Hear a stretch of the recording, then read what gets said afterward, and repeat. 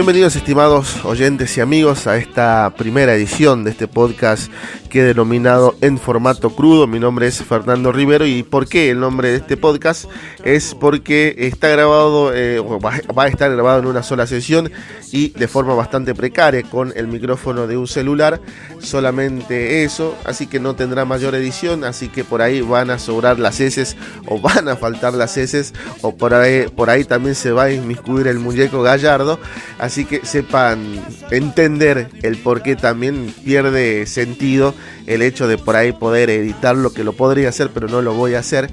Y la idea justamente de este podcast es tener o comentar o compartir hechos de relevancia, siempre a través del disparador de alguna noticia que sea de importancia o que circunde lo mediático, ya sea en el mundo de la medicina, en lo que tiene que ver con el ámbito económico, diferentes aspectos que iremos tocando. En el día de hoy tenía pensado hacer un programa referido a las autobiografías de dos personajes importantes dentro de la política de nuestro país, pero lo vamos a dejar para aún más adelante, porque creo que termina siendo un hecho atemporal, digamos, el poder compartir la investigación justamente o la biografía de estos políticos. El programa del día de hoy justamente tiene un título, y el título es un poco fuerte, pero en realidad tiene que ver con una campaña se dio en el Gran Buenos Aires, que se denominó esta campaña Vacuna a tu hijo, no seas pelotudo, y justamente tiene que ver este nombre de esta campaña con el título del programa del día de hoy, porque en el día de hoy vamos a dar inicio con este podcast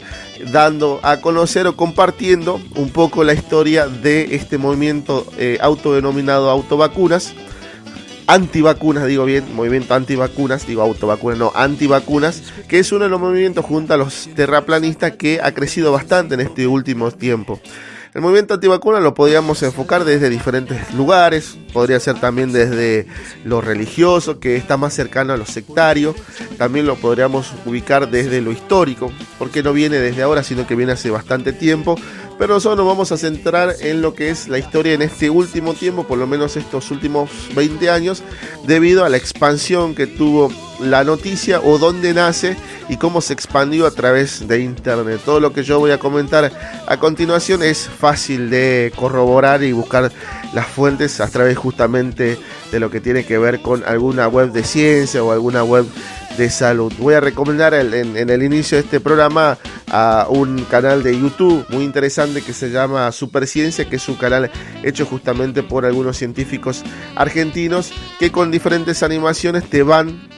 instruyendo y te van educando con respecto justamente a diferentes cuestiones que tienen que ver con la medicina y la ciencia. Dejando esto de lado, volvemos a lo que tiene que ver con lo que es este movimiento antivacunas,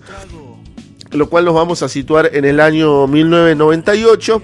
La revista Lancet, que es una revista muy importante a nivel científico, si tenemos que compararlo con una revista en ese momento de nuestro país, vendría a ser como la revista Gente con los personajes mediáticos más importantes, o la revista El Gráfico con el deportista más importante. En este caso, bueno, la revista Lancet era a nivel mundial como la revista más importante en lo que tenía que ver con divulgación científica. ¿Y qué hace revista Lancet? Comparte una investigación hecha por un cirujano científico llamado Andrew Whitfield. ¿Qué es lo que comparte Andrew Whitfield en lo que es la tapa de esta revista llamada Lancet? Es justamente el hecho de que él había realizado una investigación que tenía que ver con la muestra de 12 chicos. Estos chicos formaban parte de Gran Bretaña en ese momento. ¿Y cuáles son sus conclusiones? Es que estos 12 chicos fueron vacunados por la vacuna SRT. La vacuna SRT es la vacuna del sarampión, la rubiola y la papera.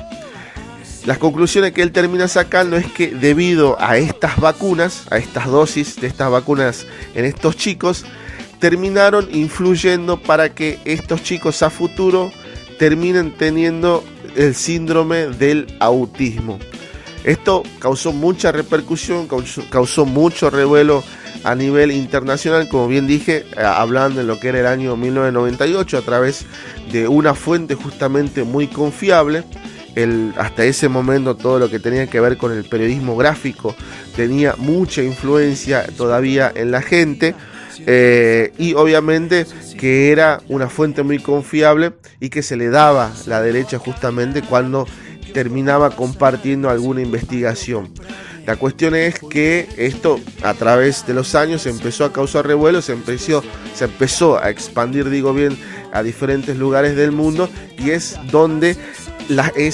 tiene como una nueva génesis, o tiene como un nuevo nacimiento el movimiento antivacunas, que, como ya bien dije, viene hace bastantes años, pero debido a lo que tiene que ver con el internet y esta investigación, más que nada, esto se termina expandiendo aún más. La cuestión es que cuando hablamos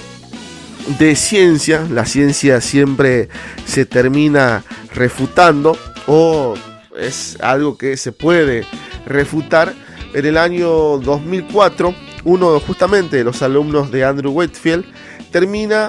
empieza a investigar la investigación justamente de su profesor, y empieza a encontrar diferentes dudas en lo que fue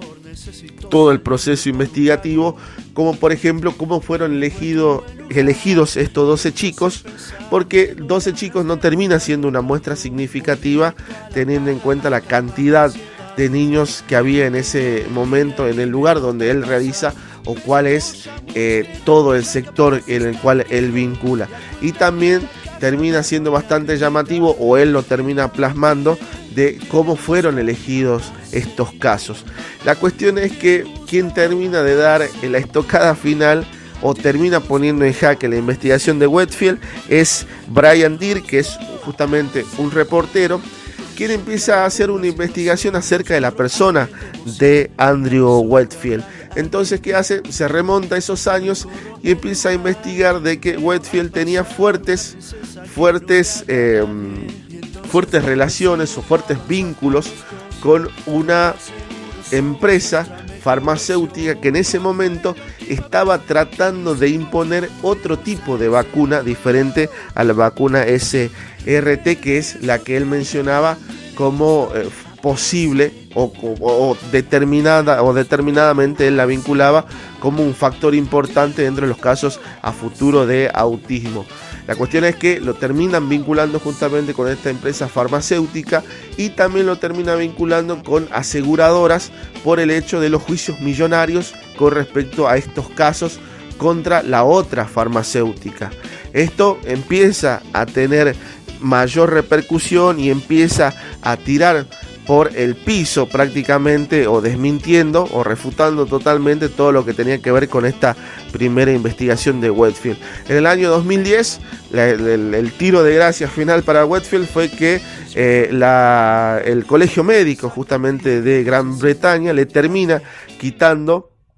lo que es con su licencia médica, su matrícula médica, debido a diferentes casos que había sido denunciado por mala praxis, sumado a ya la pésima imagen que venía teniendo justamente por esta investigación, que lo vinculaba más que nada desde el aspecto económico que desde el aspecto científico, pero que de todas formas había causado ya mucho daño, y ya se había establecido como que el hecho de que si vos te vacunabas con cierta vacuna, en este caso la vacuna SRT, seguramente a futuro aquellas personas iban a tener el síndrome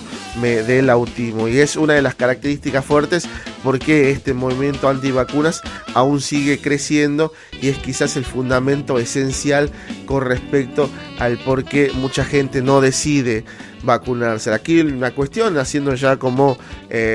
una conclusión final, es que hay una imagen que se denomina, o en realidad hay un factor que se denomina dentro de la medicina, que se llama efecto rebaño, que es aquella persona que se vacuna no solamente que está fortaleciendo su sistema inmunológico, sino que también sirve para no expandir las futuras bacterias que tenga incubando dentro de su mismo cuerpo. Esto se denomina, como bien dije, efecto rebaño, y no solamente sirve para que vos te cuides, sino que también cuides a los demás de no contagiar con las bacterias que vos tengas en tu cuerpo. De esta manera culminamos este primer podcast, justamente conociendo un poco de la historia o un poco de la génesis de estos últimos 20 años de este renacimiento del movimiento antivacunas, un movimiento que termina siendo bastante maquiavélico y hasta dañino, porque no solamente que influye en la salud de la persona que no se vacuna, sino que también inevitablemente perjudica a los terceros que andan dando vueltas. Nosotros nos estaremos reencontrando en una próxima edición. Esto fue el primer episodio del podcast en formato crudo.